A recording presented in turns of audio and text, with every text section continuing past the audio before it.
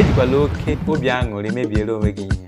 Ọ bụghị ihe niile bịakwutara mmadụ bụ ezi ihe o. Ihe nwere ike bịa n'ụzọ mara mma, mana ka ihe ahụ na-abịa, gbalịkwa nyochaa ya ọfụma.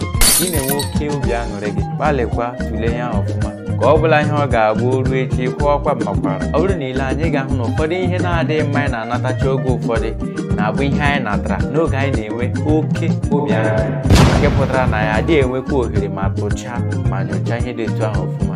So eziokwu ka m nwere gwa gị ma nkụziri gị ihe niile enweghị tata. Etụrụ m aka n'akara ịhụnanya, tinyere m okwu na ngalaba okwu, tụsara na ozi a ma sonyekwedo. Pụtawa n'ezi mama dị na-eche unu. Modern Soul.